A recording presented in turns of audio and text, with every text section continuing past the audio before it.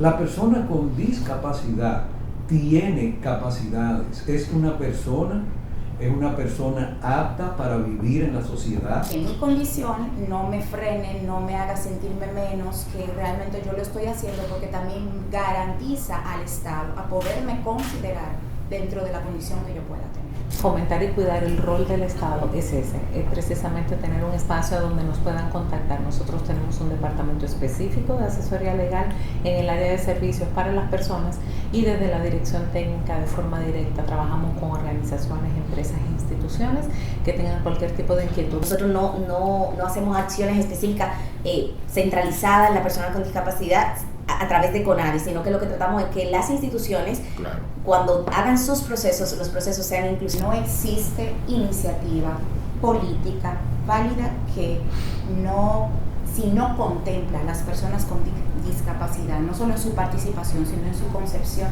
como el centro, no va a funcionar. El mismo personal que da los servicios es el mismo personal que se hace cargo de todos sus procesos administrativos y es además el mismo personal que se hace cargo de todos estos procesos institucionales. Aprovecho para dar las gracias por el espacio, igual que digo, Oscar, por esa respuesta, por esa acogida tan rápida y tan abierta. Porque si algo es importante en el CONADIS y con el tema de discapacidad en general en nuestro país, es sumar voces y voluntades, pero sobre todo sumar voces para sumar más voluntades. Y es algo que ustedes seguro han visto de primera mano. Pues como le dijo Oscar, Carlos Yunen, tengo este honor de presidir CONADIS desde finales de septiembre del 2022, principios de octubre, efectivamente. Entré junto con la directora ejecutiva, la señora Claudia Pimentel. Coincidimos en nuestra entrada, yo como presidente, ella como directora ejecutiva, y está el equipo de Claudia aquí presente, una parte del equipo importante que me gustaría que tú lo presentes al equipo. Mucho gusto, gracias, don Carlos. Un honor, gracias por el espacio. Espacios como estos nos alegran el día, a pesar de toda la batalla que podamos tener y de toda la demanda. Este tipo de cosas son las que nos hacen entender de que cada esfuerzo vale la pena. Su tiempo, su esfuerzo y la apertura para escucharnos y, como dice don Carlos, sumarse a las voces que nos pueden ayudar a que el tema de inclusión y discapacidad sea algo más normal, que no sea una excepción. De nuestra parte, igualmente como mencionó don Carlos, me encuentro en el Consejo Nacional de Discapacidad de finales de septiembre, a través de la escogencia de nuestro directorio nacional. Ambos fuimos escogidos por esta representación, tanto gubernamental como el sector privado, por lo que el compromiso es doble, porque no es solo una asignación gobierno, sino también un compromiso con sociedad civil. He tenido la oportunidad de liderar el equipo durante estos casi 2 años, como también menciona el señor Oscar. Parte de ellos están aquí, mujeres que me hacen sentir sumamente orgullosas, que están siempre al servicio, no solo del proceso para las personas con discapacidad, sino también para toda la población que necesite orientación e información. A mi derecha aquí Ana Luisa Martín, directora técnica, que también me gustaría que tenga la oportunidad de presentarse ella misma. Muchísimas gracias. Pues para mí un privilegio y un placer estar aquí con ustedes en representación de una institución que admiro, que amo, un trabajo que me satisface y que me da mucha plenitud personal, además de permitirme un gran desarrollo profesional. Muy agradecida por haber sido seleccionada para esta posición y la oportunidad de estar haciendo el trabajo que estamos haciendo. Un equipo maravilloso que tenemos a nivel técnico en la dirección técnica del CONADIS. Tengo el placer y el gran honor y privilegio de trabajar con 39 seres humanos impresionantes adentro de esa dirección. Y bueno, estoy en el CONADIS desde noviembre del 2023, así que todavía estoy en un periodo interesante de conocer y de seguir abordando. Y con nosotros pues tenemos representantes importantes que tienen una trayectoria interesante, que siguen marcando mucho el liderazgo y el impacto que puede hacer el CONADIS con nosotros. Cederle la palabra a mi compañera para que ella también hable un poco de esa trayectoria tan bonita que tiene desde hace tantos años con la institución. Un placer, gracias por el espacio. Mi nombre es Caterina Inés Rodríguez. Soy actualmente encargada del Departamento de Promoción Social del CONADIS. Este departamento lidera las áreas de la División de Fortalecimiento a las ASFL, es decir, a las organizaciones de sociedad civil. Tiene también la división de territorio, que es esa parte de vista territorial a nivel país, y también la división de sensibilización, que ya Ibe va a abordar un poquito de esto. Pero estoy en el CONADIS desde el 2018. Anteriormente estuve en el Departamento de Políticas Públicas, específicamente en la división de inclusión educativa, y pude trabajar entonces a nivel de los organismos rectores, MINER, MESI, todo el tema de inclusión educativa. Entonces, nada, les dejo ahora con Ibelice para que también se presenten. Gracias, Catherine. Buenos días. Para mí también un placer poder estar aquí en este importante panel, ¿verdad? Gracias por acogernos. Mi nombre es Ibelice Villavicencio y soy encargada de la División de Sensibilización del Consejo Nacional de Discapacidad. Al igual que Ana, tengo una discapacidad visual, ya llevo muchos años trabajando en el Consejo, y desde esta división pues nosotros nos encargamos de concientizar a la población acerca del reconocimiento de los derechos de las personas con discapacidad, tal y como nos manda la Convención sobre los Derechos de las Personas con Discapacidad en su artículo 8, la importancia de que podamos ser conscientes, porque de esta manera pues entonces vamos a ir aportando para eliminar las diferentes barreras sociales. Ok, la primera pregunta que se cae de la manta es la siguiente, o sea, de las áreas de discapacidades ustedes manejan, ustedes inciden, ¿cuál es el estatus de cada una de ellas en este momento en términos de personas que están bajo su atención y de las problemáticas que cada una de ellas tiene? Y entonces pueden hablar, o sea, se pueden compartir las explicaciones, pueden intervenir sin ningún tipo este no es el debate presidencial ni nada de eso. Creo que Oscar dijo algo muy importante. Primero, verlo desde el punto de vista general. CONADIS como institución donde se conjuga la sociedad civil con el Estado, ahí ya lo hace digamos un órgano participativo, tiene a su cargo ante todo toda la parte de rectoría, de normativa y de velar por todas las personas con discapacidad. Por supuesto, haciendo los enfoques necesarios, de la forma necesaria, en aquellos puntos que corresponden a discapacidades específicas.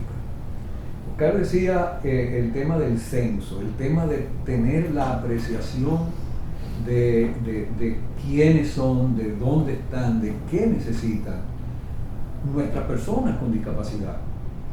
Y en ese sentido, digamos que la puerta, la herramienta clave es el Sistema Nacional de Valoración, Certificación y Registro de la Discapacidad.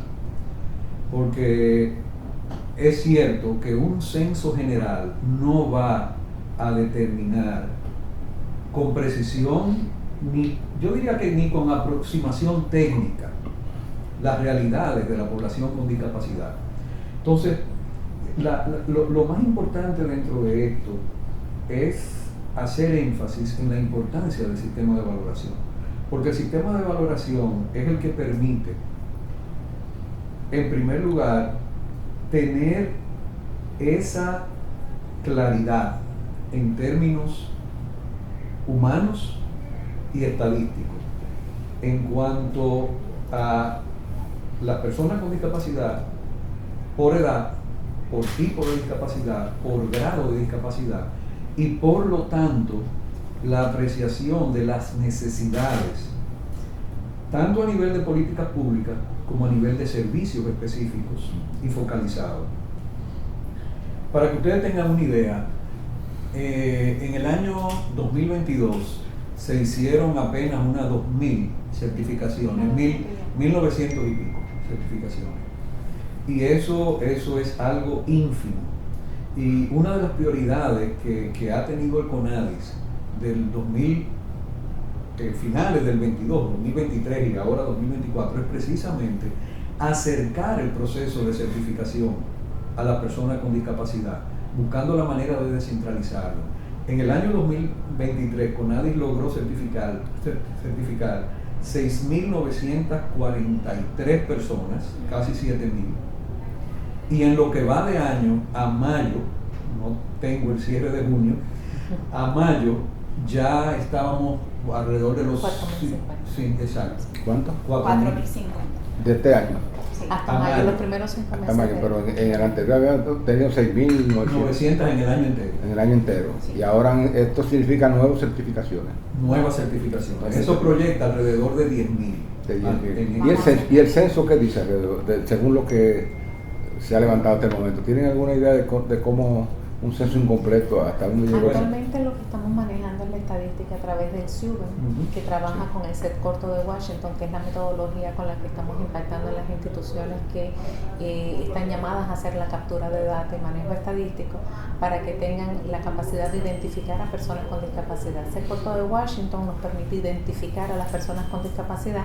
El sistema de valoración y certificación nos permite entonces identificar las barreras que esta persona vive en su día a día a través de su condición biomédica y qué porcentaje de discapacidad tiene, y hay toda una tabla a través de las mejores prácticas internacionales donde sabemos si es moderada o severa. Pero ¿cuál es, en términos numéricos, cuál En es términos numéricos, la realidad de ese? SUBEN tiene identificadas ya cerca de 460.000. 400 personas. Porque ese Y es en la encuesta en Hogar 2021 se proyecta que nosotros tenemos cerca de 1.5 millones de personas con discapacidad en la República Dominicana. ¿Y el censo llegó cerca de ahí o no? No, el censo tengo entendido que no nos cubrió de una forma muy asertiva. Es para saber, o sea, cuál es el universo. Pero todavía no están los datos Todavía del no están los censo. datos. Exacto. O sea, tendríamos que esperar a que Segmentación. estén para poder tener Para una data y poder contrastarla con Sí. las otras datas que hay como Sí. para tener Un una poco idea. Para poder Sí. incorporarlo al sistema de proyección. Igual Claro. la Oficina Nacional de Estadística trabaja en temas estadísticos, entonces también toma en cuenta las investigaciones anteriores, o sea que va a tomar en cuenta la ENOGAR, la proyección de la ENOGAR 2021, la proyección de la ENOGAR 2018, la proyección de la ENOGAR 2013, que en todas estas fueron consideradas las personas con discapacidad a través del set corto de las preguntas del Grupo Washington. Incluso desde el 2010 se incluyeron algunas de ellas, no todas, pero en el censo del 2010 se arroja un 12% de la población general que tiene la población con discapacidad, arroja un 12%.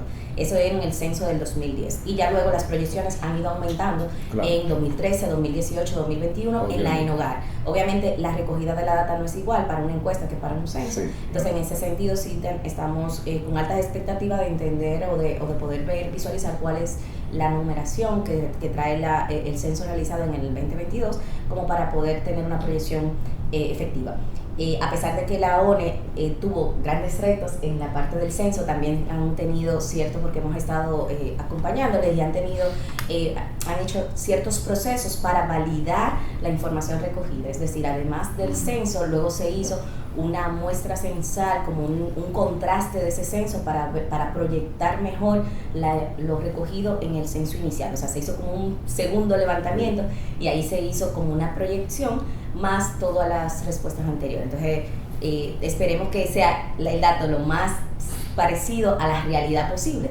Pero en temas estadísticas nunca tenemos un dato real, y ya ahí entonces un poco lo que plantea que el dato real se tiene realmente con la valoración de la discapacidad. O sea, ese dato de quién realmente tiene discapacidad, porque también las preguntas del Grupo Washington son estimaciones, o sea, es según la persona entienda que tiene dificultad. Entonces ahí el universo puede ser más grande o más pequeño porque es un reporte de la persona es la que dice si tiene dificultad o no para realizar ciertas actividades.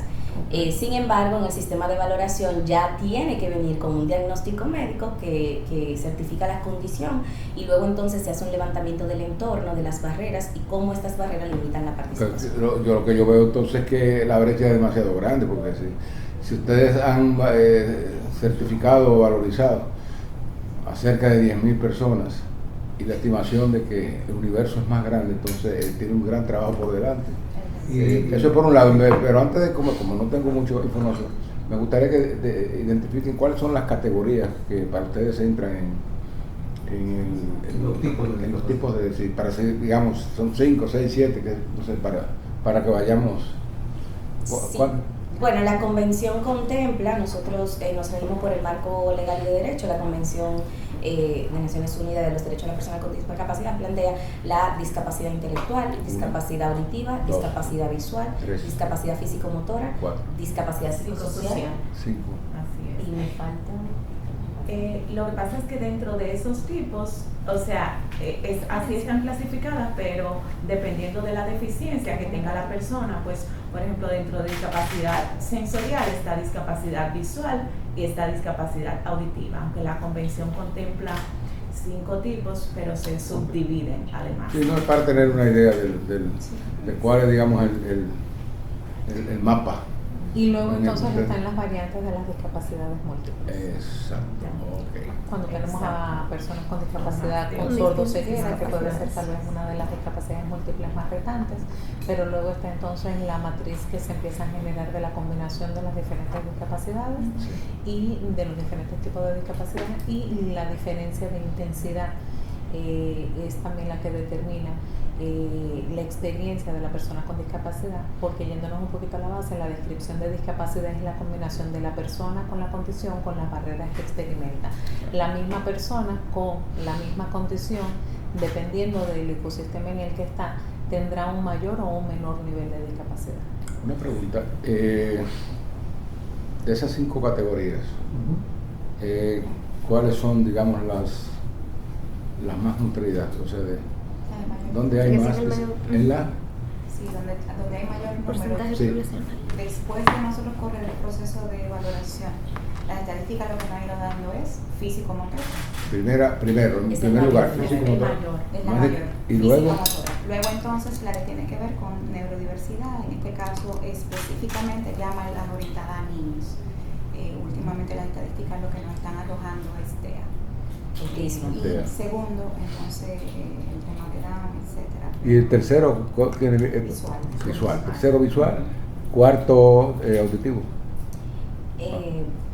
Sí, auditivo. Lo que pasa también es que con la discapacidad psicosocial era más difícil de identificar.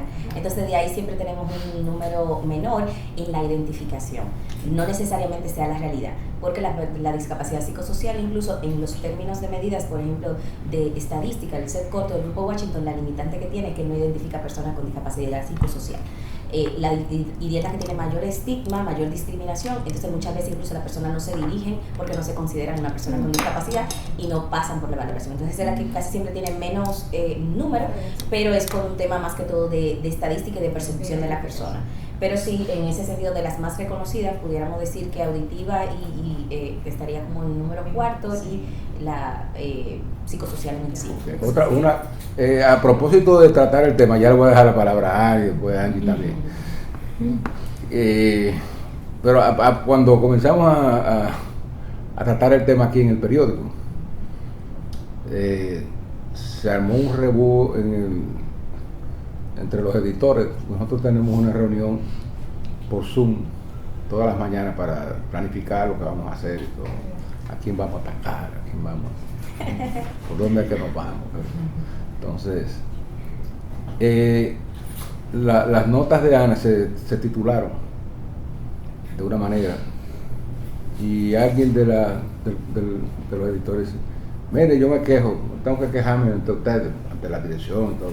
¿Y por qué? Dice: bueno, porque ustedes están haciendo un mal uso de la denominación, de la palabra. O sea, ustedes no pueden decir que son invidentes, que no pueden decir que y cuando se trata de personas que no pueden escuchar, no pueden decir que son sordos, que no pueden decir. Digo, bueno, vamos a ponernos de acuerdo entonces a ver cómo tenemos que llamarlo, porque ahora se le está cambiando el nombre a muchas cosas. Decíamos, bueno, a los presos se les llama ahora internos. A los pacientes de la clínica se llama clientes. Le han cambiado el nombre ya no hay aguas negras sino residuales. Evitar el problema. Entonces, Nos gustaría saber cuál es la definición, cuál es el nombre que debemos nosotros, como para no herir ninguna sensibilidad.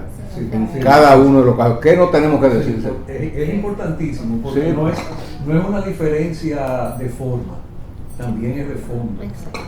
Por ejemplo, la primera que yo voy a tratar, después el equipo puede hablar de además, es la general, persona con discapacidad. Así que persona con discapacidad, Claro, porque no antes discapacitado. hablábamos no discapacitado, no Eso incapacitado. Y eso es más que de forma. Vamos a concentrarnos, vamos a decirlo y vamos a escucharnos diciéndolo. Una persona discapacitada es una persona que no tiene capacidades. Eso es lo que está diciendo la palabra. Sí. Y por el Sí. contrario, la persona con discapacidad tiene una limitación en una dimensión o en dos dimensiones, Exactamente, dependiendo, no en toda su integridad.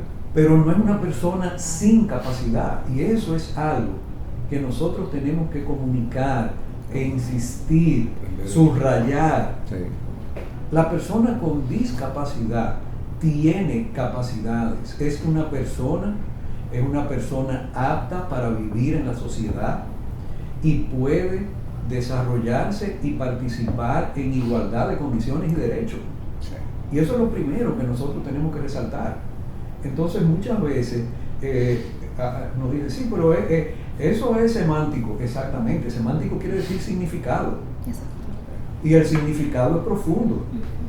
Entonces es una persona con discapacidad. En tal o cual cualidad humana o Exacto, y en tal o cual grado. Sí. Y lo que nosotros como sociedad tenemos que hacer es, sabiendo eso, facilitar la interacción de la persona con su entorno para de esa forma disminuir el grado de discapacidad e incrementar las posibilidades de esa persona participar en igualdad de derechos y condiciones con las demás personas. Sí, Eso. perdón. Sí, sí, sí. Vamos. Ahora bueno, igual pasarle la palabra. Sí, a después ustedes. va Ana, después ya va Ana y luego va Ana. Ok, entonces no. Sí, En gracias. ese sentido, entonces, como dice don Carlos, el lenguaje crea realidades. Y por eso desde la División de Sensibilización del CONADIS justamente estamos trabajando mucho esa parte. La sociedad va en un proceso de construcción, ¿verdad? A ser una sociedad inclusiva y por eso surgen estos términos que muchas veces no son los más adecuados, sencillamente por el desconocimiento que tiene la población respecto a los términos que sí deberían de utilizarse, ¿verdad? Y como dice don Carlos, lo importante es resaltar que primero es una persona, porque antes de tener una discapacidad, primero somos personas. En ese sentido, entonces, dependiendo de la deficiencia que la persona enfrenta y de la deficiencia que tiene y la barrera que enfrenta, pues se denomina qué tipo de discapacidad tiene, como ya vimos anteriormente. Desde el CONADIS hemos diseñado precisamente una guía de terminología que puede apoyar mucho en ese sentido. Usted decía ahorita, pero se le dice ciego, se le dice sordo. Bueno, si usted dice persona con discapacidad visual o persona ciega, está correcto. Lo que tal vez no deberíamos de utilizar es el ciego, el sordo, la sorda. Si ponemos el cojo, este término es totalmente verdad. Pero si anteponemos la palabra persona, dependiendo de la misma clasificación que nos ha dado la convención, personas con discapacidad física, auditiva, visual, y ya los otros términos, cojo, inválido, pues que no se usen. no deberíamos Eso es muy de cierto. utilizarlo, ¿verdad que sí? Pero siempre, como ya le dije, poniendo la palabra persona antes del término, y sí referirnos a esa persona, obviamente por su nombre cuando no lo sepamos, pero si queremos hablar de la condición per se de discapacidad, pues personas con discapacidad, y dependiendo de la que tenga, pues utilizamos el término. Ana, tiene la palabra. ¿Cuál de las dos? Somos dos Anas. Bueno, no, ya Ana tuvo la palabra. No, es. Bueno, es muy interesante porque realmente, y voy a hacer antes de hacer la pregunta, un breve comentario. Con relación a la parte del trabajo que ustedes hacen como organismo gubernamental, en los mismos medios de comunicación se presenta un vacío informativo. ¿Qué ustedes tienen, qué políticas o qué mecanismos se pueden implementar para que tanto la misma comunidad de personas con discapacidad como las personas sin discapacidad puedan involucrarse más en estos trabajos que ustedes están desarrollando? Porque la mayoría, por ejemplo, yo no sabía, yo estuve investigando en la página y estuve buscando, y falta una información más actualizada o un proceso comunicacional más accesible. Entonces, ¿cómo se maneja esa parte? Gracias, Ana. Ajá. La verdad es que escucharte nos pone no solo en reflexión, porque ya lo veníamos haciendo, sino también nos refuerza que lo que estamos pensando es lo correcto, y es que no podemos seguir atados a medios solo digitales, como ahora mismo la tendencia. Por ejemplo, que nuestros servicios, que nuestros proyectos, que nuestras iniciativas solo estén siendo cacareadas, por llamarlo de alguna manera, o comunicadas a través de las redes, o en su momento alguna nota de prensa que se mande de manera específica al medio, sino más bien que también medios como estos, que tienen tanta importancia, sobre todo relevancia durante los años y la credibilidad, que podamos crear propositivamente procesos de comunicación y concientización, que es justamente lo que venimos conversando ahora, para que medios como ustedes nos apoyen a orientar a la población, educar a la población, no solo informar, sino también educar, porque el gran reto está en educar. Exacto. Y realmente quizá lo que se está viendo venir es que las mismas instituciones acabemos de ver a los medios como parte de esos aliados estratégicos para que este tipo de cosas, sobre todo en un tema que ha tenido tanta dilación en ponerse en circulación, en conocimiento, como es el tema de la inclusión, que pueda favorecerse de medios como ustedes para esto. Así que, de hecho, me atrevo a decir que estamos en el mejor escenario para ponernos a disposición para comenzar a crear en conjunto con ustedes. Tenemos a nuestra encargada de comunicaciones aquí, Jennifer, gracias por estar aquí también con nosotros, que podemos igualmente comenzar a abrir un espacio para generar información de valor, Ana, que sirva para la población, no tanto con discapacidad, sino también el reto que tenemos para los que no tienen discapacidad, que puedan ver el tema desde una perspectiva más humana, humanizar la condición, hacer conciencia de las condiciones y de que nosotros somos parte de la solución a que todas esas barreras se puedan derribar. Con respecto a las oportunidades, bueno, nosotros hasta ahora todo acercamiento que pueda tener la sociedad o que pueda tener un medio de comunicación con nosotros, que se haga a través de la página de libre acceso a la información, es respondida. No es suficiente, que quizás es lo que tú estás trayendo, Ana, no es suficiente. Sin embargo, nosotros tenemos un compromiso, de hecho, mandatorio por la ley de libre acceso a la información, nosotros suministrar toda la información que ustedes entiendan pertinente, que es importante para fines de investigación como también para fines de información a la población, y reiteramos nuestro compromiso de que debe de ser así.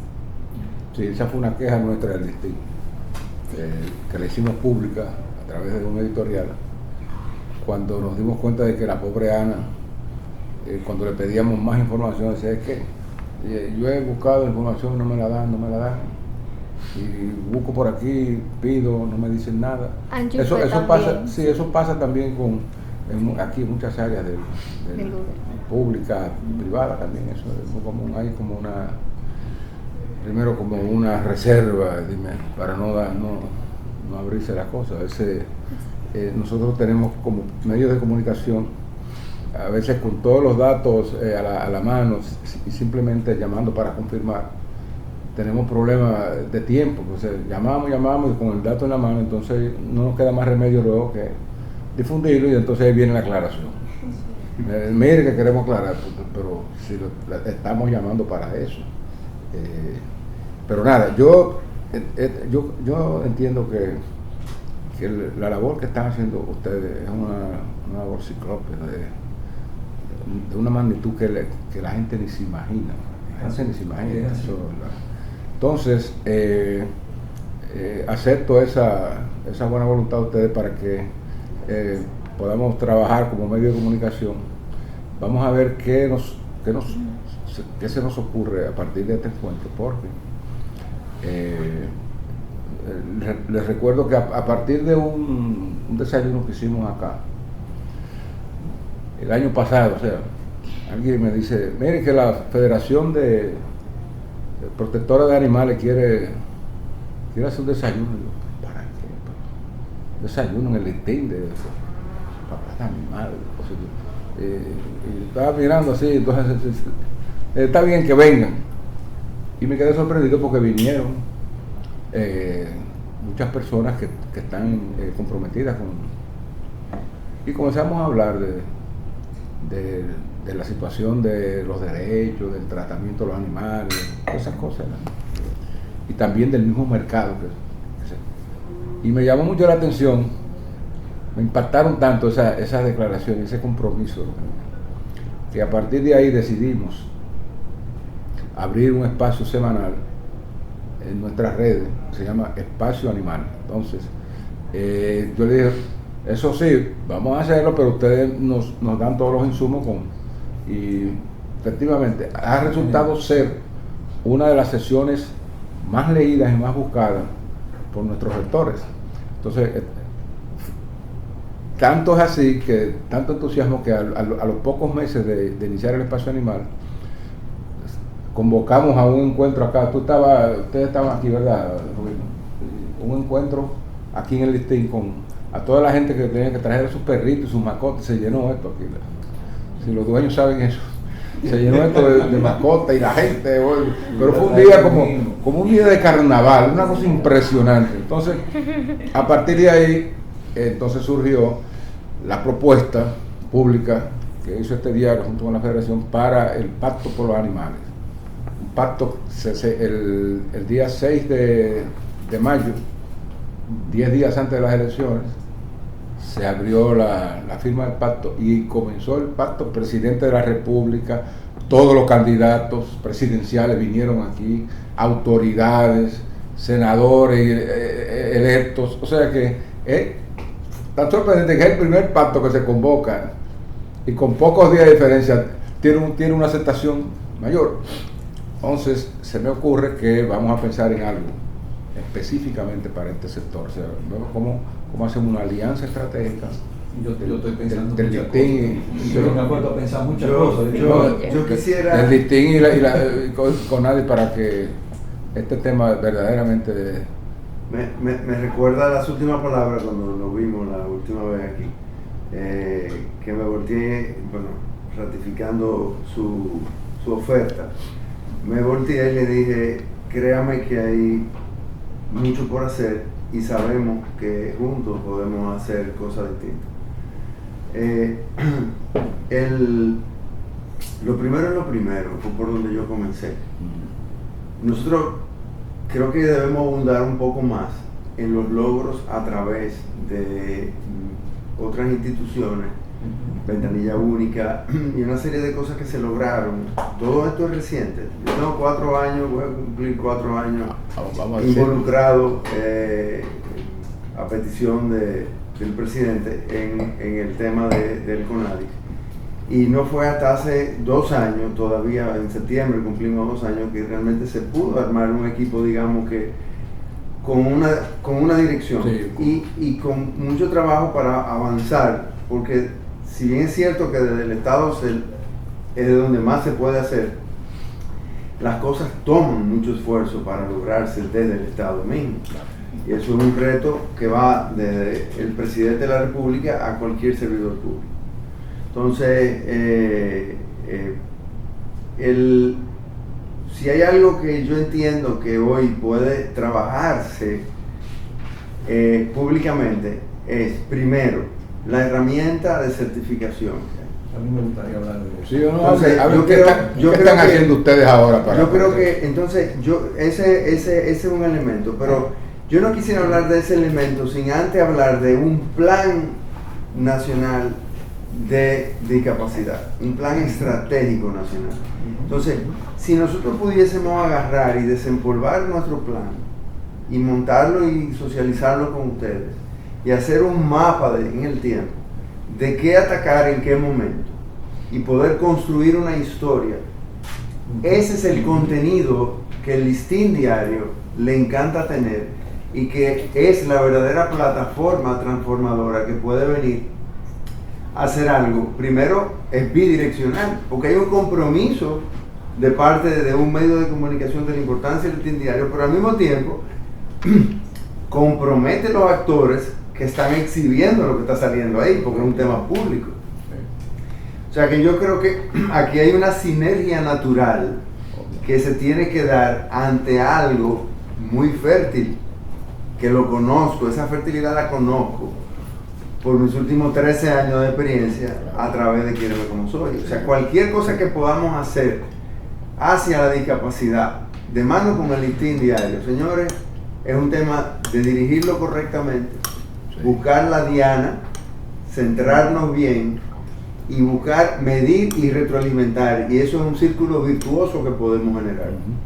Entonces, lo veo y comienzo con plan estratégico, pero la herramienta más poderosa que nosotros tenemos, que necesitamos promover, es esa, la valoración, la herramienta de valoración. Y en ese sentido, tú has tratado los 3 puntos, como yo digo, ¿cuáles? A mí me preguntan, ¿cuáles tú entiendes que son los 3 puntos críticos para motorizar esto? Y podemos hablar recursos, dinero, eso viene, sí, pero no. Los 3 puntos ustedes lo pueden cubrir y podemos hacer ese esfuerzo conjunto. Para mí, eso es muy personal. Informar. Al informar, formar, o sea, educar. Informando y formando, entonces hacemos conciencia. Compromiso. Y eso genera el compromiso. Entonces, es fundamental manejar ese triángulo de la información, la formación y la concienciación. Y con relación hay 3 puntos que a mí me gustaría destacar, de los muchos que ustedes también pueden mencionar. Primero, con relación a la certificación. Uno de los temas que en lo personal a mí me llamó muchísimo la atención y lo compartí con la directora muy al principio de nosotros entrar en CONADIS, es precisamente cómo y por qué una persona con discapacidad, y parece que a mí me escucharon en el figurativo que yo uso, yo decía, tiene que venir de Dajabón o de Montecristi a personarse en la sede central, que es el único punto, y de repente cuando llega le dicen, usted sabe que a usted le falta el acta de nacimiento del niño, devuélvase, y a nosotros eso nos chocó de una forma tal, ahí ustedes entienden por qué había 2.000 certificaciones en un año. Entonces, ¿qué dijimos nosotros? En primer lugar es que hay que descentralizarlo, y en segundo lugar hay que automatizarlo. Automatizarlo va a tomarnos más tiempo. Vamos a empezar a descentralizar. La descentralización, vamos a llegar a la gente, a estar con la gente donde está la gente. Y se comenzó a implementar un proceso de operativos, vamos a decirlo así, de certificación, en alianza con las escuelas. La Dirección de Educación Especial ha dado extraordinario apoyo en ese sentido, alcaldías, incluso aparte de las asociaciones sin fines de lucro del sector, incluso algunos actores privados. Las iglesias pueden también. Con la iglesia se ha hecho también. Creo que sí, 1 o 2. Sí, todo lo que tenga comunidad. Exacto. Entonces, a la persona primero decirle, usted necesita todo esto, verifique que tiene esto, para cuando el equipo va, sea ágil y se le lleva incluso, que ese ha sido a veces algo que no se ha interpretado bien muchas veces, se le lleva el certificado. ¿El certificado qué es? ¿Qué dice? ¿Cómo se entrega? ¿Bajo cuáles condiciones? El certificado es un documento oficial. Es una cédula. Que es como una cédula. Es la cédula de la discapacidad. Sí, establece. Realmente yo si tú quieres. El tipo y el grado de discapacidad de la persona.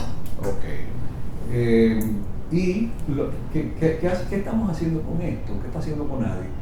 Llegar más cerca de las personas, lo cual permitió incrementar a casi 7.000 en un año. Ahora bien, ¿eso es suficiente? Yo comparto su preocupación, pero en grado extremo. No es suficiente.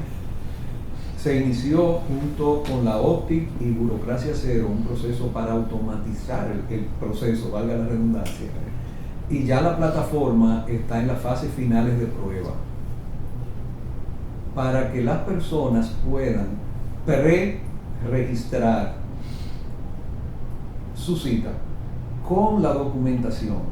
Entonces un especialista de caso va a revisar la documentación que la persona subió por internet y le va a decir, le falta, no le falta, está correcto, y se le va a asignar la cita para una fecha y hora específica.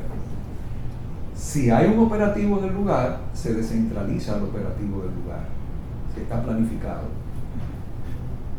Ahora, hay un paso más. Si no hay un operativo, entonces tiene que esperar que con nadie decida el operativo.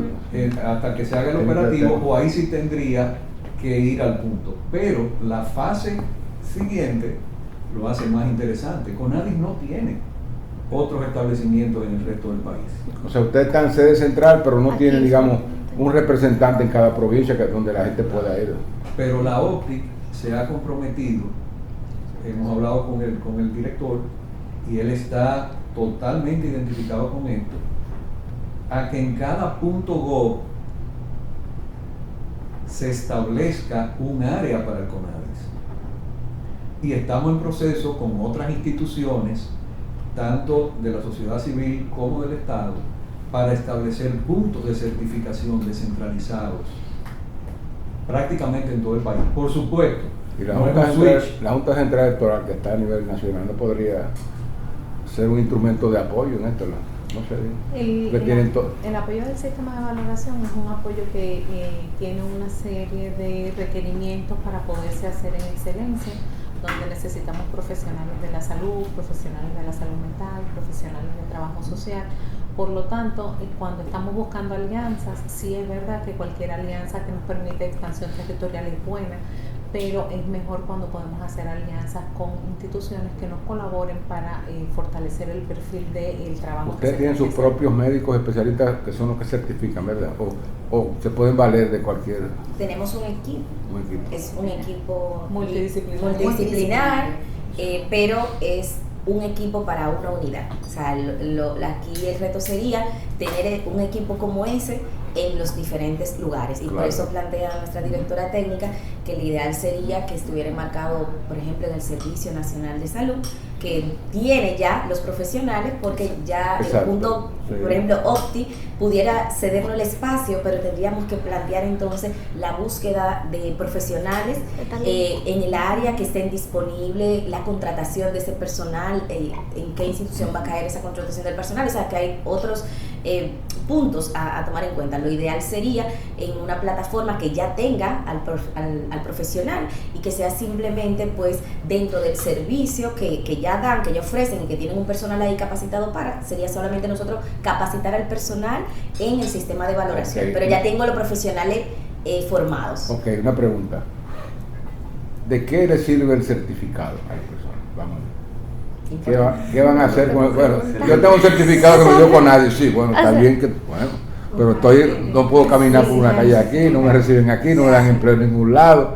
¿Para qué sirve esa cédula? La certificación, primeramente, aparte de la tipificación de la condición y la gradación, que nos permite a nosotros tener como insumo información para luego poder construir políticas públicas efectivas, también garantiza el acceso a la protección de servicios y de derechos sociales a las personas con discapacidad, tener un debido registro. Toda persona con discapacidad tiene los mismos derechos que cualquier persona que no tenga una discapacidad. Sin embargo, esto nos apoya a nosotros a identificar las especificidades que requeriría cada persona de cara a la construcción de esa política y de los servicios y los beneficios, sobre todo, que es hasta ahora también parte de la puerta de entrada que las personas están recibiendo. Por ejemplo, y aquí la gente respeta eso, ¿no? Eso es parte del eso trabajo. Es que hay que concientizar a la gente de que tiene su certificación. Correcto. Y que podamos lograr hacer entender de que cuando se disponen de espacios de determinados lugares, no es un tema preferencial, es un tema de derecho por la barrera que hay existente, por la condición que la persona tiene. Entonces, realmente el certificado, de hecho, aunque es voluntario, se promueve. O sea, yo como persona soy quien escojo si me certifico o no. Por eso no es obligatorio, claro, porque igualmente el reconocimiento tiene que comenzar por mí como persona. Que mi condición no me frene, no me haga sentirme menos, que realmente yo lo estoy haciendo porque también garantiza al Estado a poderme considerar dentro de la condición que yo pueda tener. Entonces, realmente el certificado es la puerta, como bien manifestó don Carlos, de entrada a múltiples beneficios, reconocimios y vuelvo y ¿cuáles serían algunos de esos beneficios, digamos, en sentido general? Por ejemplo, para la niñez, de 0 hasta los 17 años, niñez y adolescencia, existe un bono para las personas o para los niños que tengan algún tipo de condición, sobre todo comenzando por severidad, pero ya estamos incluso en grado medio. Para los adultos mayores, por ejemplo, la pensión, ya cuando tiene alguna discapacidad, no solo por un tema de vejez, sino también por una condición de discapacidad, tiene la oportunidad de poder acceder al beneficio. Y para los jóvenes que llegan a mayoría de edad y saldrían del seguro, puede permanecer por más tiempo. Y para casos de estudio, de becas y de trabajo también. Bueno, es importante destacar que hay que diferenciar lo que son derechos y beneficios, ¿no? Entonces los derechos los tenemos todos. Sí. Y en el caso, por ejemplo, de las becas que usted menciona, es un derecho y es incluso un ajuste razonable que está mediado por ley. La ley 513 plantea una X cantidad de becas, igual también con lo de la cuota laboral, ya esto es derecho, ¿no?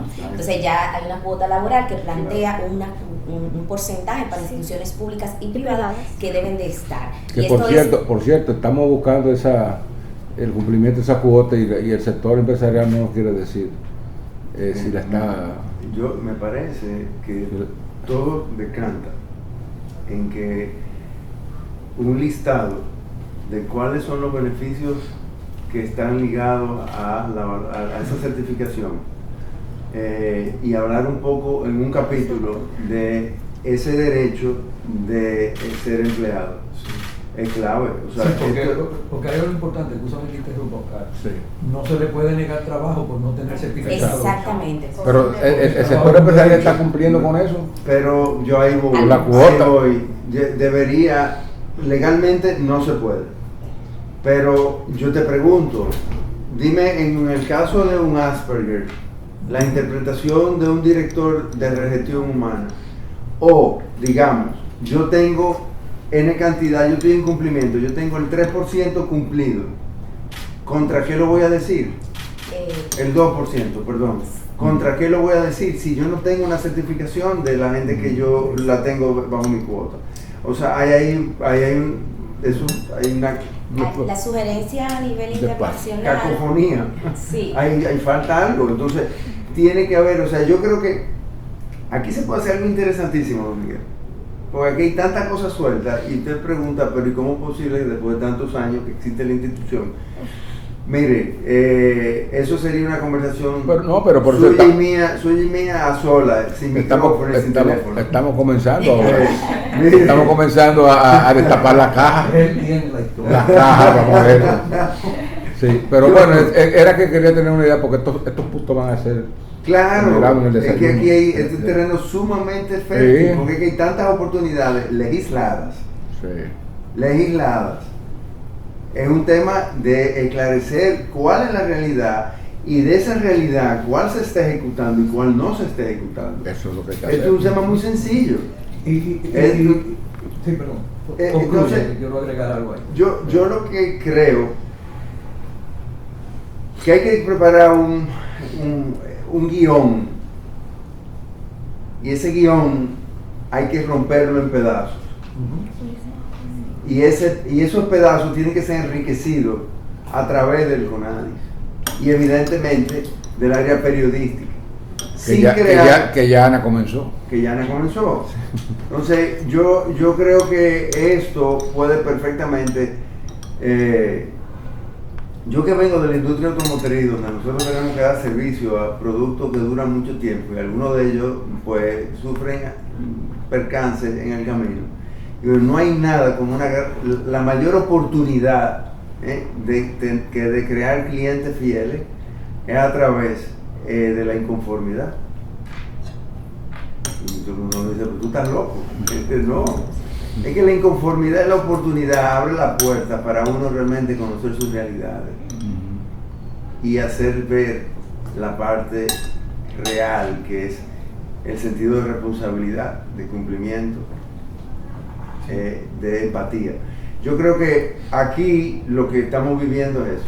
Aquí estamos viviendo realidades que estamos buscando los puntos de empatía comunes que tenemos en ambas instituciones y con diferentes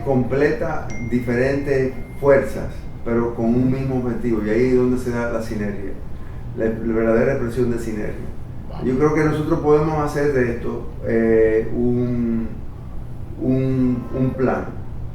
plan en beneficio de la sociedad, que es para lo que todos estamos. Entonces yo creo que aquí hay una gran oportunidad a través de las inquietudes de Ana no respondidas y evidentemente la voluntad de Don Miguel y de toda la institución. Sí. ¿Quería decir nada? No, perdón. Yo solamente quería agregar con el tema de la inclusión laboral, sí, que es importante generar estadísticas. Exacto. Nosotros necesitamos que nosotros mismos tener esa información. Anecdótico, totalmente anecdótico. Una directora de recursos humanos con quien trato el tema, porque yo aprovecho en cualquier contexto para tratar el tema,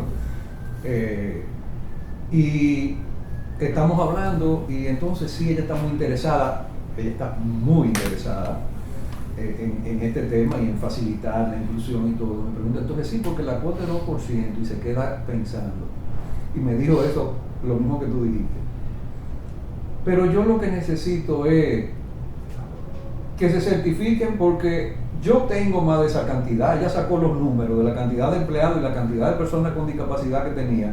Dice ella, yo creo que yo excedo la cuota, pero no tengo. Entonces, ok, podemos pensar en hacer algún tipo de acercamiento, de operativo, de lo que fuera, para que esas personas, si quieren, saquen su certificado.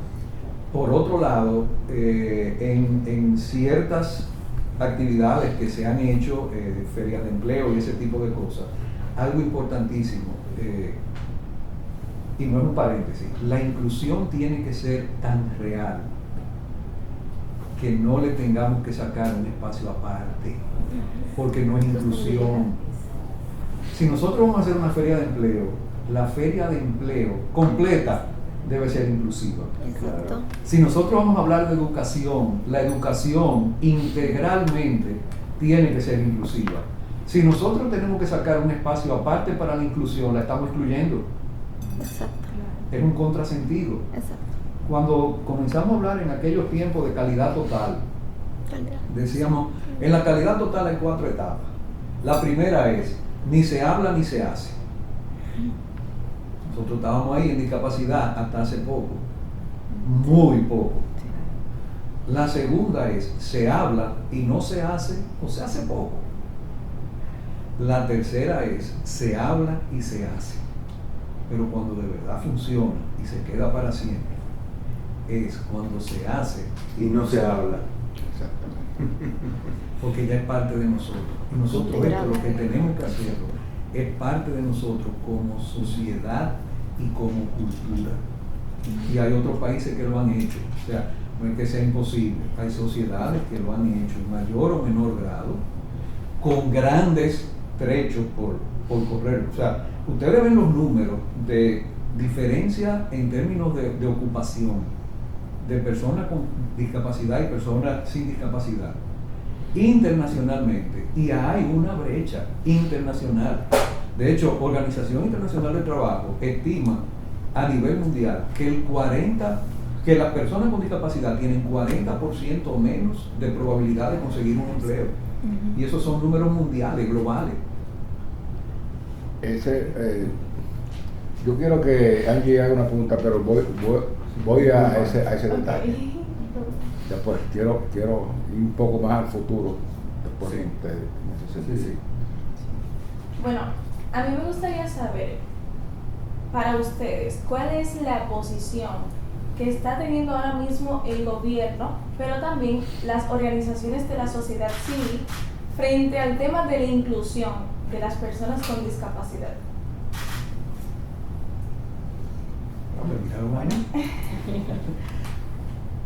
Lo que me ha tocado vivir en estos menos de 2 años es que de parte del Poder Ejecutivo hay una conciencia, hay una intención y ha habido un apoyo. Ha habido un apoyo desde el Ministerio de la Presidencia, desde el Gabinete de Niñez y Adolescencia y la Primera Dama, y eso ha permeado en otras instituciones cercanas, vamos a decir así. En ese sentido, nosotros hemos estado trabajando incluso una serie de puntos de acuerdo con el MAP para el tema de inclusión en el sector público, porque el sistema de inclusión es eso, hay que verlo sistémico. Nosotros no solamente podemos decir, sube el switch y contrata el 5% en el Estado o el 2% en el sector privado de personas con discapacidad. Nosotros tenemos que garantizar que las personas, y cuando digo nosotros, la sociedad, que la persona con discapacidad que va a trabajar tenga, por una parte, la accesibilidad correspondiente necesaria, claro. Y por otra parte, eso que hablaba, creo que Ibelice lo habló hace un momentito, de esa conciencia que nosotros procuramos transmitir a través de los talleres de trato digno, para la convivencia, para la comprensión, para el poder hacer equipo e integrar a estas personas lo que realmente es inclusión, lo que hablábamos ahorita. No es sacarle un espacio aparte, es que sea parte, que es muy diferente. Entonces, todo eso es un proceso y hay que trabajarlo sistémicamente. Incluso en la visión a largo plazo podemos ir más lejos. Hay que comenzar en la escuela, porque también a nivel mundial el 22 y piquito % de las personas con discapacidad abandonan la escuela a edad temprana, contra un 11% de las personas sin discapacidad. Es el doble. Sí. Entonces, si nosotros estamos hablando que en República Dominicana la persona con discapacidad, apenas el 8% tiene un grado universitario y apenas creo que un 18% está graduado de secundaria, algo así. Estamos creando una brecha desde el sistema educativo. Por eso es tan importante lo que se está haciendo de trabajar desde el sistema educativo, porque de la misma forma vamos a estar garantizándole o facilitándole a la persona con discapacidad esas competencias. De hecho, un acuerdo que nosotros tenemos en funcionamiento es con el Infotep. Sí. Hoy se está firmando, justamente ya se firmó esta mañana a las 10, algo así. Se está lanzando. Se está lanzando ahora una política de inclusión. Tenemos gente allá cubriendo eso, que va a coincidir con el desayuno también. El Infotep, el profesor Santos Sí. se ha comprometido con eso. De hecho, nos hemos encontrado informalmente y me pone el tema de una vez de que él quiere que todas las instalaciones propias del Infotep, dice, hay algunas que yo no las puedo intervenir porque no son propias, pero todas las que yo puedo intervenir, comenzar por ahí. Se preocupa que cuando lo nombremos ministro de Educación, él va a poner las escuelas. Pues él ha estado muy Él es un tipo que ha hecho mucho en este país. Increíblemente es una persona que está trabajando y es un valor. Santos es un valor. No lo conozco. ¿No lo conoce? Bueno. Sumando a lo que menciona don Carlos, con el Sé quién es, pero no lo he tratado. Yo lo conocí en una de cara a las asociaciones sin fines de lucro, creo que estamos en el mejor momento para evidenciar que ha habido una articulación entre ambas partes y estamos honrando lo que realmente la naturaleza del concepto. Y es que, Ana lo tiene que saber, nada para ellos sin ellos. O sea, no existe iniciativa política válida que si no contempla a las personas con discapacidad, no solo en su participación, sino en su concepción como el centro, no va a funcionar, ni responde normativamente, ni tampoco estaría cumpliendo con lo que nosotros debemos de garantizar, y es que sean ellos mismos que nos puedan mostrar a nosotros que necesitan. Entonces el CONADIS, su directorio está compuesto tanto por entidades gubernamentales como sociedad civil. Y a nosotros nos corresponde, de hecho, en la rendición de cuentas, hacerle saber a sociedad civil las iniciativas, ese plan estratégico que menciona el señor Oscar, que fue aprobado recientemente. Podemos conseguir una copia del plan. Claro, está en nuestra página. Nosotros igualmente, dentro de las informaciones que le vamos a suministrar, y quedamos abiertos a toda la información que igualmente ustedes necesiten a modo institucional, van a poder evidenciar cómo está conceptualizada nuestra estructura, el plan estratégico, que está concebido por 3 ejes, uno que está asociado a la parte de rectoría, que es una de las cosas que realmente el Consejo debe también de enfocarse en fortalecer, y tenemos 2 años haciéndolo. Un aspecto importantísimo que tiene que ver con el eje de servicio y protección a las personas con discapacidad, y no menos importante, porque sería la base de los otros 2, que es un eje de fortalecimiento institucional, que es el que garantiza que la operación de la institución pueda dar respuesta a esos 2 ejes que se han proyectado para los próximos 4 años. Entonces, sociedad civil está involucrada constantemente en las tomas de decisiones, en los planes y en las estrategias. La ley 513 contempla 7 aspectos: educación, deporte, ayúdenme que así me va yendo, salud, trabajo, educación. Para cada uno de los aspectos que contempla la ley se debe de crear una comisión permanente de trabajo. De hecho, también eso es parte de los logros de esta gestión que se está impulsando para lograr el qué, la transversalización de los procesos de inclusión, porque desde el Consejo no vamos a dar abasto. Entonces, lo que tenemos es que garantizar que cada institución del Estado que preste un servicio particular, específico, tenga dentro de su concepción, como bien dijo don Carlos, de manera natural, como ADN, los aspectos de inclusión, y que no tenga que ser con nadie que tenga que estar asistiendo a fiscalizar, a darle seguimiento, sino que se haga de manera continua, orgánica y natural. Una pregunta: así como en la República Dominicana tiene un defensor del pueblo que no hace nada, así hay entidades que tienen defensorías específicas, por ejemplo, para el usuario de las telefónicas, para el usuario de la energía, el consumidor que no hace nada tampoco, la energía. O sea, ¿ustedes tienen una figura que sea el defensor de la persona con discapacidad, que de los certificados que ustedes tienen? Nosotros tenemos, estos son tantas personas certificadas por nosotros, pero a la hora de que tengan que gritar y buscar un recurso, en CONADIS hay, digamos, una persona, un responsable que diga: ¿qué le pasa al muchacho de aquí? ¿Qué le pasa a Ana en Santiago? Que se queje, que le puedan asistir y cosas. Nosotros trabajamos entre todos los servicios que damos, tenemos el servicio de asesorías. Estas asesorías pueden ser en individuos, que les llamamos asesorías legales, y pueden ser también en instituciones, que pueden tener la modalidad o de consulta o de asesoría, acompañamiento, tiene diferentes niveles, y al final del día le damos respuesta desde el CONADIS en la medida en la que lo necesiten, porque nuestro rol es el de asegurar que haya esa edificación, esa rectoría efectiva. Sí, de todas formas, me gustaría tomar y volver un poco al punto de origen del tema de la certificación, para evitar que caigamos en una discriminación positiva.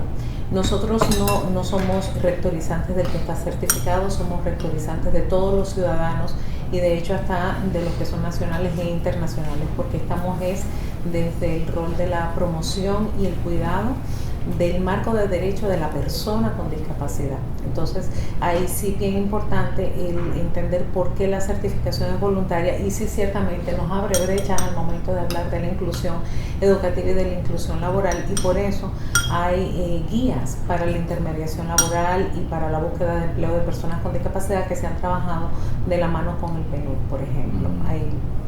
Hay formas de ir trabajando en cerrar esas brechas, que obviamente viene desde el informar y el formar totalmente. Es la base del proceso. Ciertamente, cuando nosotros estamos trabajando para la población, y desde el Estado, cuando se trabaja con cualquier tipo de población, una de las formas de fomentar y cuidar el rol del Estado es ese, es precisamente tener un espacio donde nos puedan contactar. Nosotros tenemos un departamento específico de asesoría legal en el área de servicios para las personas, y desde la dirección técnica de forma directa trabajamos con organizaciones, empresas e instituciones que tengan cualquier tipo de inquietud, desde el por favor léanme una política de inclusión, y ahí usualmente nuestra querida Ibelice hace esa lectura y dice, uy, aquí hay que corregir estas terminologías, hasta el enfoque de la política o el enfoque legislativo o reglamentario o normativo. Ciertamente desde todas las instituciones del Estado donde se identifican esos servicios que requieren ser trabajados con el eje de inclusión, históricamente, no solamente desde ahora, el CONADI tiene una gran trayectoria de haber trabajado en el desarrollo de las normativas y reglamentos. Hay una trayectoria importante. Una pregunta, cuando se aproxima algún evento ya predecible que pueda afectar a todos, sea de la naturaleza o sea de la salud o lo que sea, ¿qué tipo de mecanismos tienen ustedes para informar a los certificados, las personas certificadas por ustedes, de que deben tomar precauciones, o ustedes mismas aconsejar y recomendar medidas de prevención? Es decir, cuando viene algo, por ejemplo, que una persona con discapacidad auditiva, para hablar, que no esté enterada de algo que esté pasando, advertirle, o una persona con discapacidad visual que dice, sí, miren, no se meta por aquí, que no pase por el tesoro. Hay diferentes estructuras, un poco lo que mencionaban anteriormente de ese proceso de asesoría que nosotros damos, ese servicio de asesoría que damos a las diferentes instituciones. CONADIS forma parte del Comité de Seguridad a nivel país, ese comité que se reúne cada vez que viene alguna situación del COE, formamos parte de la mesa. Ahí incluso hay una guía de cuál es la forma correcta para si van a, ¿cómo se llama?, a proteger, incluso son de las personas priorizadas, las personas con discapacidad, igual que mujeres embarazadas y demás, es del grupo priorizado a la hora de movilizar, y hay incluso una guía de cómo se debe movilizar a la persona en momento de siniestro. Y lo que usted comentaba, por ejemplo, también todo el tema en el momento del COVID, toda esta alerta del COVID, pues entonces todo el tema de asesoría, por ejemplo, los boletines que se daban del COVID, pues asegurábamos que la institución tenga un intérprete de lengua de señas, por ejemplo, para el caso de las personas con discapacidad auditiva, que son los que se ven menos, tienen mayores brechas para la comunicación, para el acceso a la comunicación. Entonces nos asegurábamos de que estos boletines llegaran con la inclusión en lengua de señas, obviamente como parte de una asesoría con las instituciones que daban la información, porque nosotros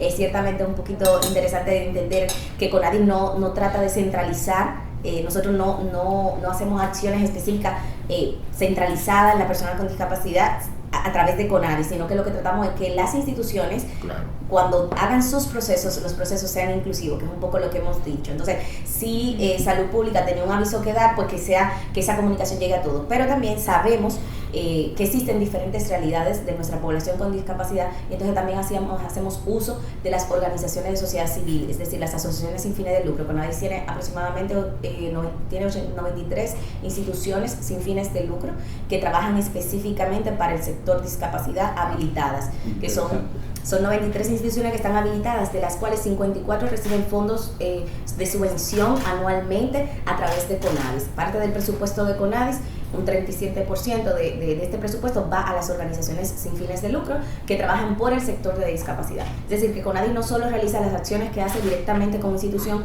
sino que también a través de las acciones sin fines de lucro pues llegamos a las personas con discapacidad desde el territorio.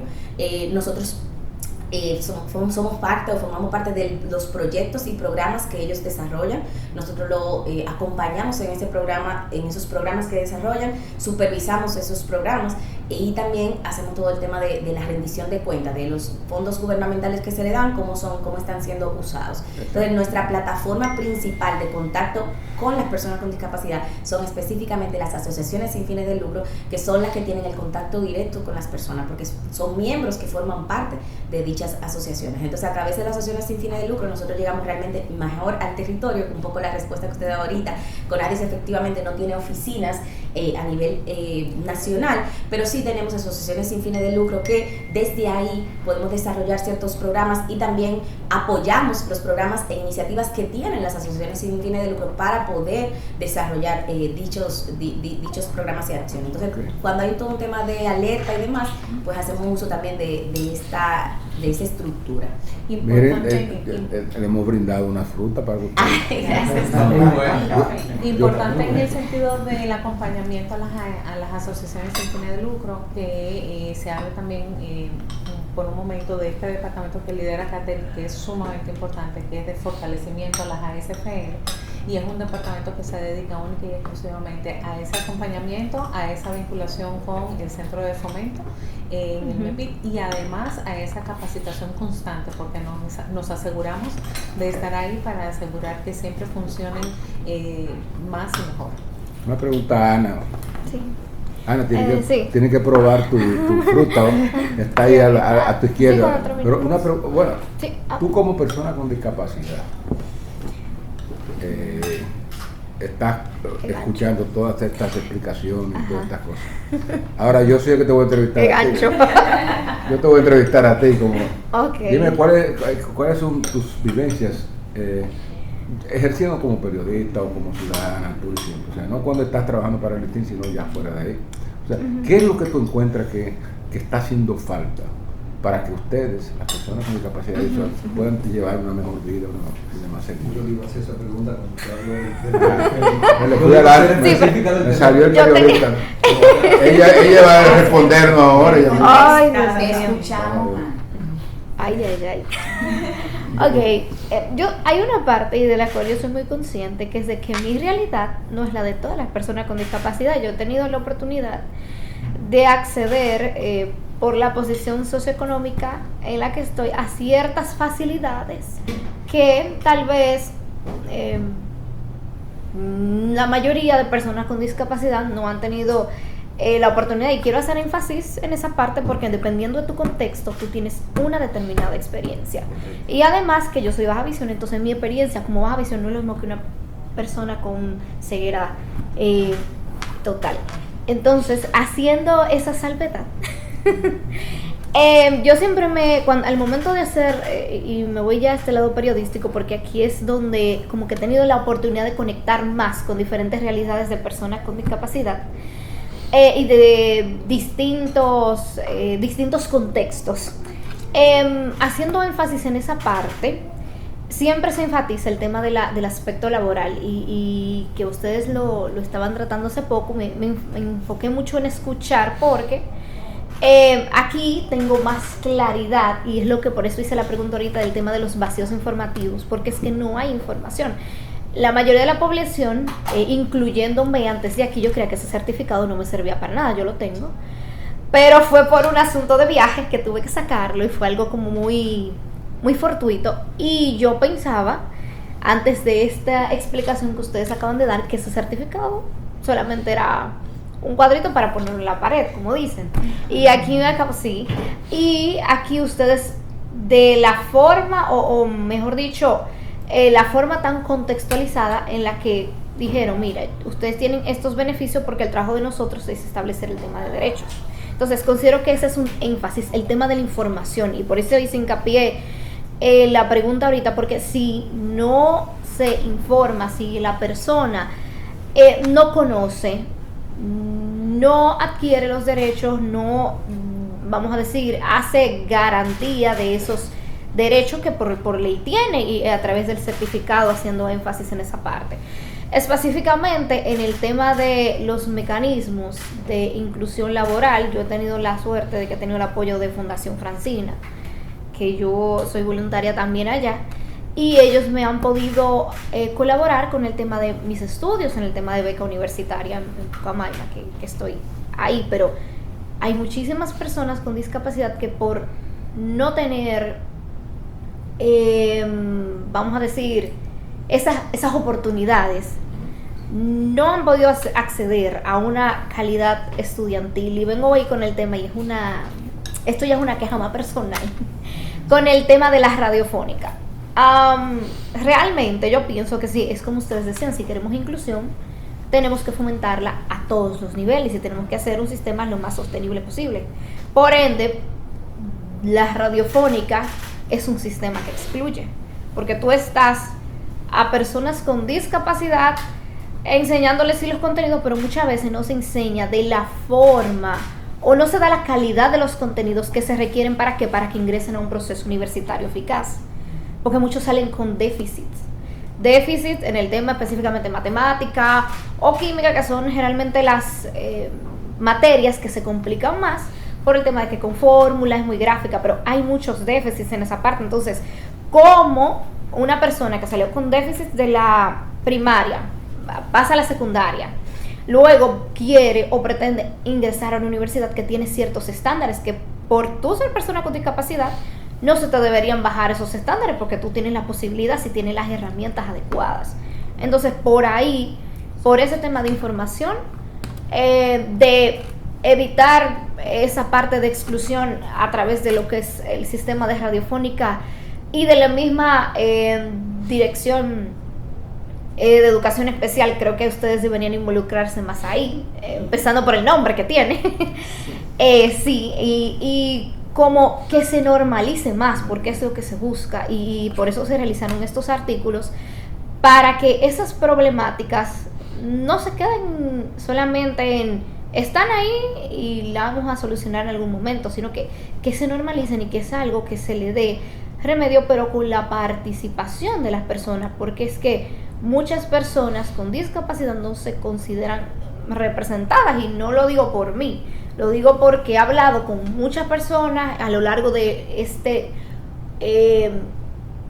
conjunto de reportajes que me dicen lo mismo. No me considero representada o representado dentro de las funciones que ejerce, en este caso el consejo, y no solamente el consejo, sino las mismas asociaciones sin fines de lucro. Ahí venía una pregunta que quiero hacer más adelante, pero que... A la hora. Ah, ok, perfecto.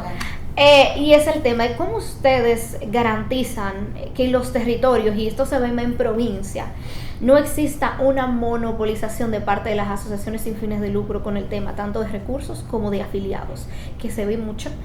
Omito nombres y ejemplos, pero en Santiago específicamente ese es un caso, y solo en Santiago he hablado con personas de otras provincias y sucede ese caso. ¿Qué mecanismos ustedes tienen para garantizar esa parte de que no haya esa monopolización de los recursos y de las mismas influencias también? Sí. Bueno, yo voy a responder a tu pregunta y al mismo tiempo quiero hacer algunos comentarios de lo planteado anteriormente. Respondiendo a tu pregunta primero, realmente desde CONADIS se hace un seguimiento a las asociaciones sin fines de lucro. Como ya mencioné, son 93 instituciones sin fines de lucro a nivel nacional.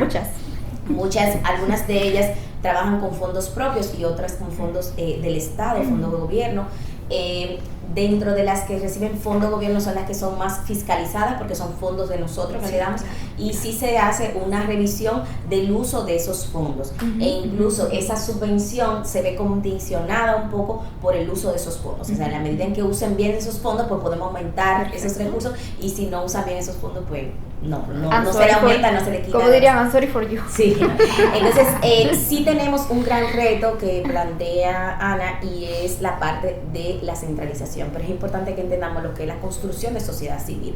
Algunas asociaciones tienen una junta directiva, y la junta directiva un poco es la que identifica a sus beneficiarios. Nosotros sí tratamos de que en la medida de lo posible los programas se vayan desarrollando a diferentes beneficiarios, pero nosotros tampoco podemos incidir o decir que a este beneficiario no se le dé y que a este sí, ¿okay? Al final nosotros, como trabajamos con la persona con discapacidad, y cualquier persona con discapacidad que reciba el servicio, la ayuda, la colaboración de la asociación es gratis. Entonces sí es una reflexión ya muy personal, y ahí entonces voy a entrar un poco a un espacio más amplio donde hablábamos de la inclusión la hacemos todo, y ahorita en la pregunta que hacía también Angie decía cómo estamos trabajando el Estado, y el Estado no es solamente el gobierno, el Estado somos todos, y un poco también Ana lo decía en su participación, y voy a hablar un poco aquí de educación.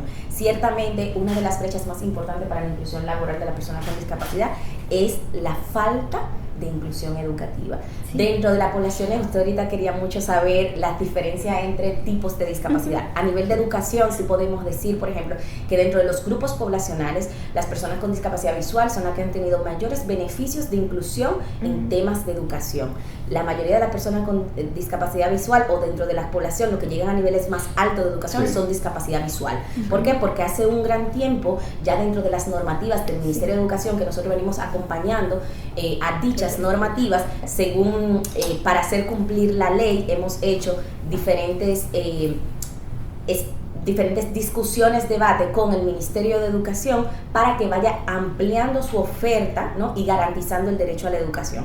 Entonces hemos logrado que vayan pasando del sistema de educación especial, que muy bien menciona Ana, el sistema de educación especial es segregador, es decir, separa a las personas con discapacidad, y un poco hemos ido tratando de que este sistema vaya soltando personas con discapacidad y que lo vayan pasando a centros regulares.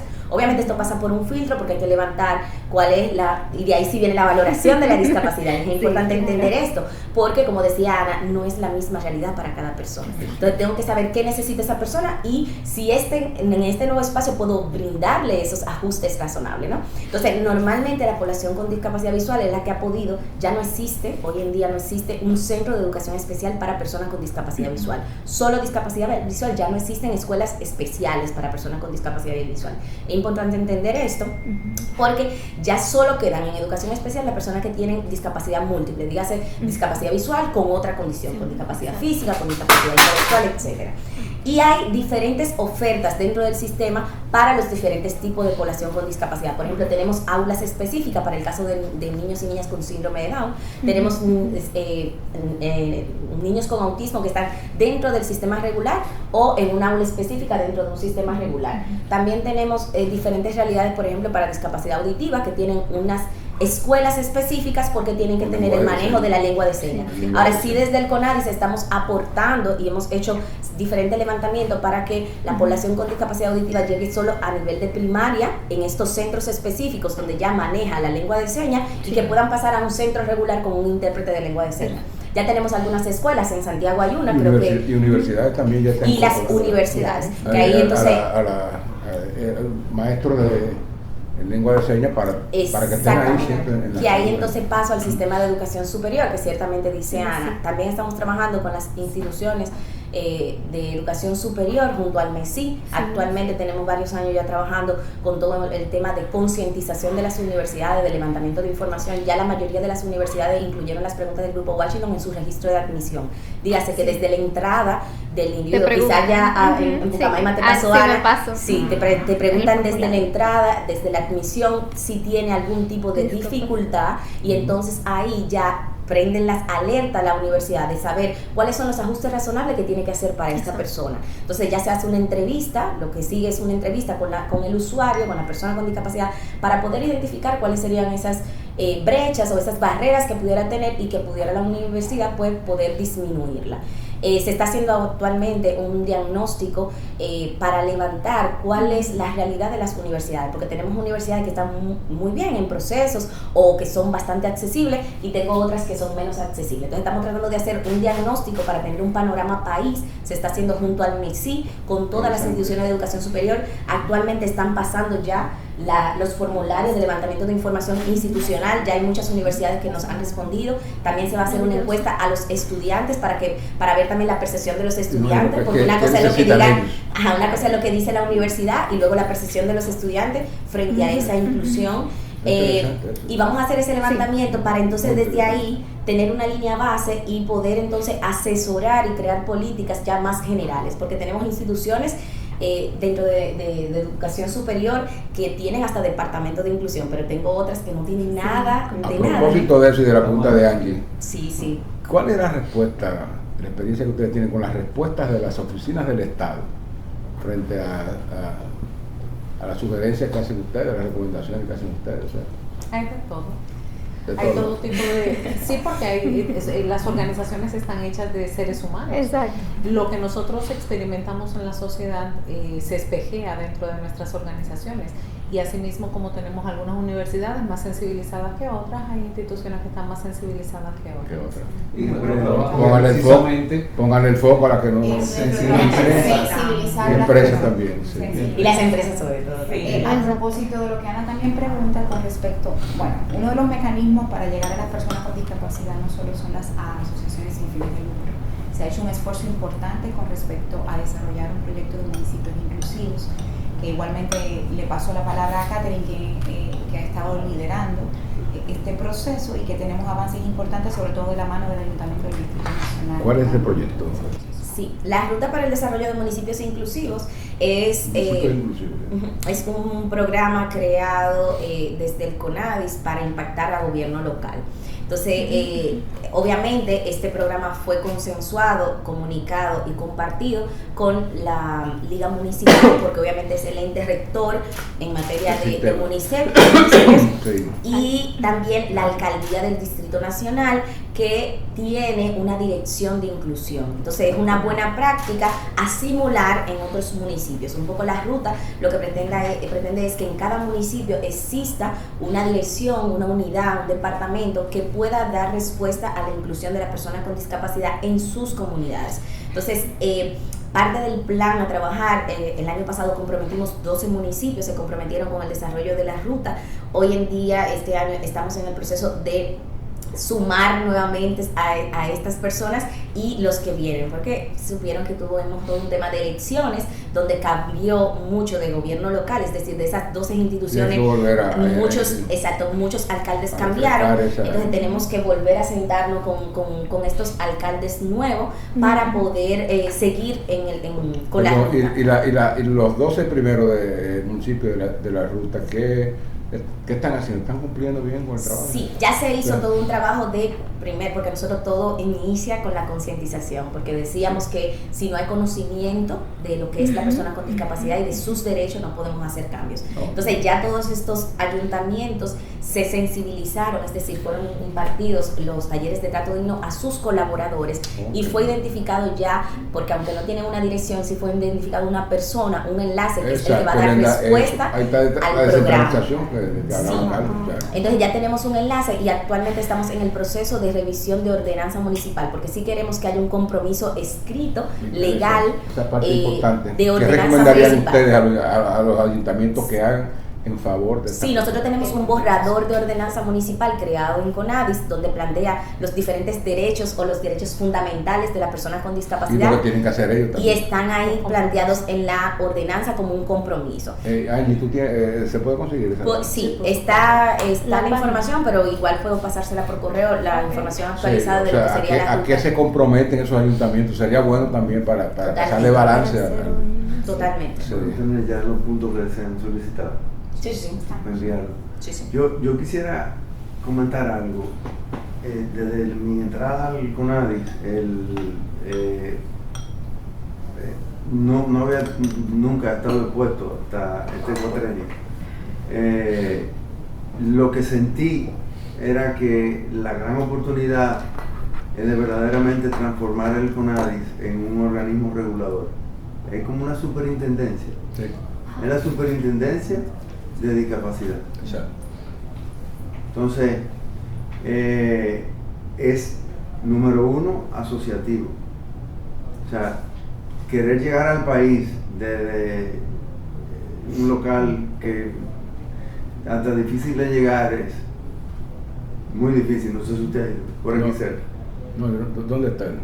Detrás de Lina, una callecita que hay. Y sí, yo fui una vez. o sea, realmente es un reto y se está buscando un sitio ya en este último año, hay la disposición de buscarle un sitio, digamos, más amplio o quizá más digno y más relevante. Entonces, esa transformación quizás no es tanto en interactuar, en regalar una silla, es un trabajo más de oficina, más de planificación, más de ordenamiento interno, institucionalización. Y la torre de control. Claro. O sea, es vital entender en el momento en que se ha tratado de llevar el CONADI. O sea, es difícil exhibir mucho cuando el trabajo realmente es dentro. Sí, sí. Porque cualquier cosa que yo vaya a cacarear, nada más hay una sola oportunidad de causar una buena primera impresión. Entonces, se ha trabajado mucho, sobre todo interactuando con otras instituciones, yo me voy a tomar la libertad de decirlo, para lograr armonizar y blindar procesos que son base para lograr todo lo que se ha dicho aquí. Sí. Entonces, yo sí veo una verdadera necesidad de salir y hablar. Hay contenido, sí. Hay contenido, pero yo creo que el contenido primario, el principal, es el que se refirió Carlos, de el producto final, que es el compromiso. Esto ni hay un gran presupuesto. ¿Cuál es el presupuesto que tiene con la 354 millones, pero el 37% está destinado a las asociaciones sin fines de lucro, son 138 millones. 138 millones el presupuesto son para ya las para asociaciones. Nos quedamos con 254. Con 254 millones para ya todo el trabajo en general. Aproximadamente todo. Para el país. Para el país entero. Sí. Para el CONADI.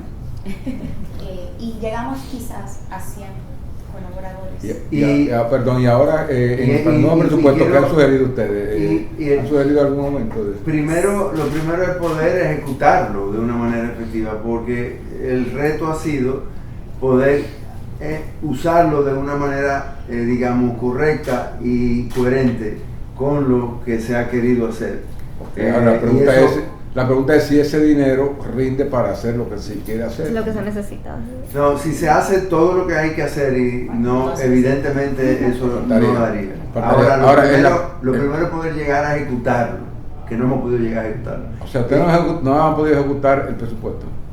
El presupuesto ahora se mismo, este año se ejecuta. Se ejecuta, lo que pasa es que las oportunidades que tenemos están más bien arraigadas en aspectos estructurales. Somos un consejo. Al entrar un componente, dicho sea de paso, viene por la ley, pero al tener un componente dentro de nuestro plan estratégico de servicio, sube la demanda de los requerimientos y los aprestos que se tienen que hacer para nosotros poder ejecutar solo como rectoría no son suficientes. De hecho, la estructura que tenemos no es suficiente para ambas cosas. Para sentarnos a concebir, a conceptualizar, a diseñar, como también las prestaciones de servicios hacia afuera, que fíjense, si nosotros aumentamos un 340 y pico % el tema de certificación, y fueron con las mismas personas, pero y con la misma tecnología. La misma tecnología, o entiéndase, los mismos recursos que en ese momento no se le pueden llamar tecnológicos, que si no son manuales bien rudimentarios. El reto realmente es nosotros lograr un consejo con una estructura evolucionada. De hecho, está aprobada.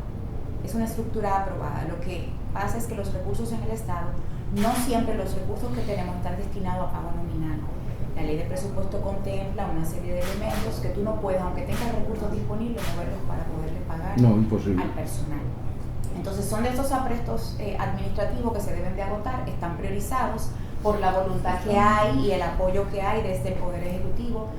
Se han venido ya teniendo conversaciones para que el Consejo pueda recibir ese apoyo, pero son cosas que toman tiempo. Y en el caso, por ejemplo, del presupuesto del 2025 que está discutiendo ahora, ¿hay alguna asignación? No necesariamente incremento, porque el techo definido es el anterior. Ninguna institución va a tener incrementos, difícilmente. Y, ojo, estoy haciendo una presunción. Sí, porque no es una declaración que deba de dar yo. Claro. Lo que se estila por orden es que el techo que se tome en consideración es el ejecutado del año anterior.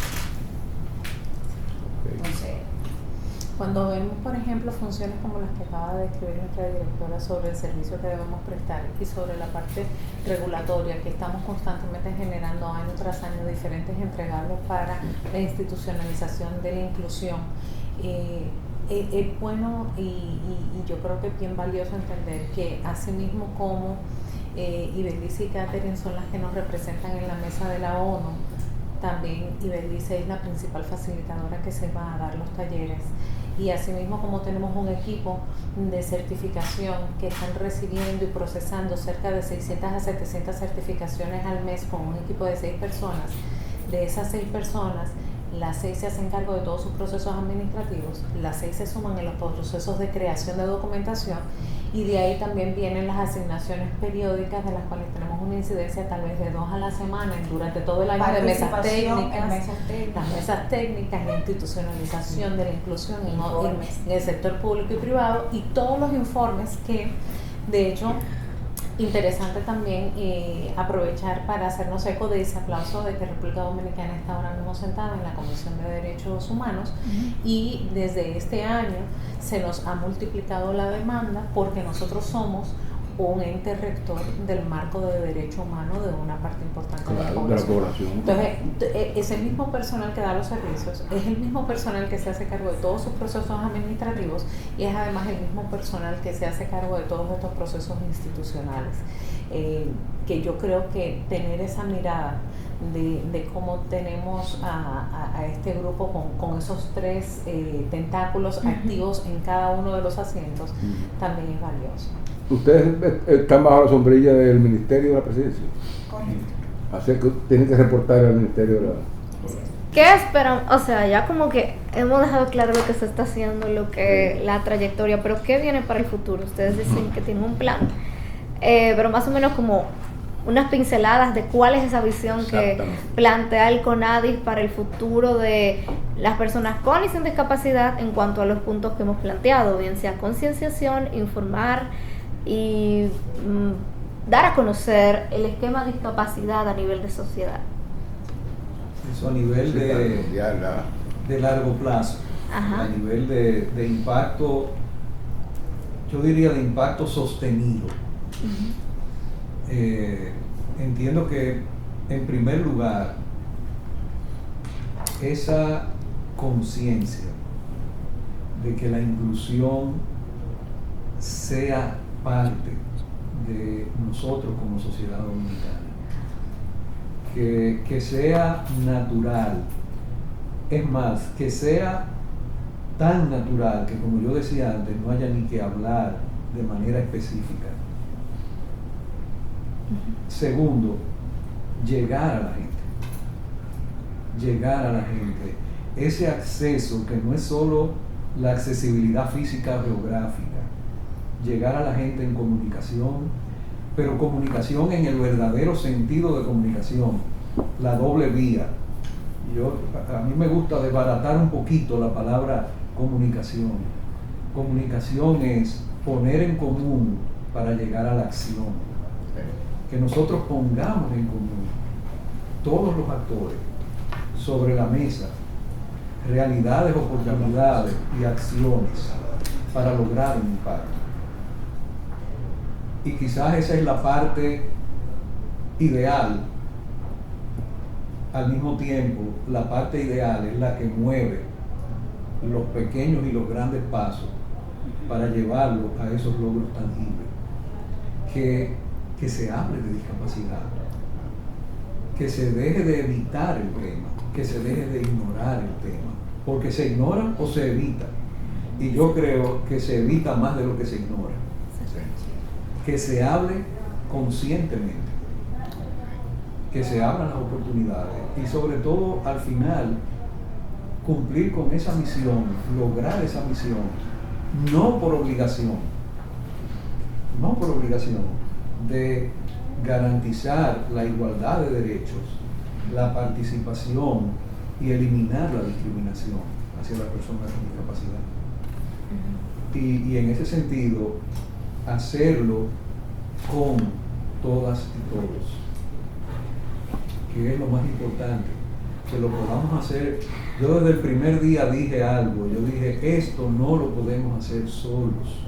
Esto no hay forma de que una institución, por más recursos que tenga, lo haga solo. No es posible, porque sin el involucramiento de la sociedad, del sector privado, del sector público, de organismos internacionales, de los medios, como ustedes, esto no se puede hacer, no hay manera de que se haga. Entonces tenemos que hacerlo todos juntos, apuntando y remando en la misma dirección, aportando todos en la misma dirección. Eso lo estamos haciendo. Exacto. Por eso estamos haciendo esto. Y eso, ahorita cuando usted le preguntó a Ana, desde tu condición, en tu interacción con el entorno, más allá del trabajo aquí, todo eso que usted le estuvo diciendo, esa retroalimentación es importantísima para la institución y para la sociedad, porque muchas veces, y es parte de lo que nosotros hemos encontrado, es falta de información. Cuando nos hemos acercado, por ejemplo, a instituciones del sector privado, a instituciones del sector público, que dicen, la inclusión es más fácil de lo que parece. Es más fácil de lo que parece. Y ustedes me van a permitir que me extienda 2 minutos hágalo. En esta conclusión.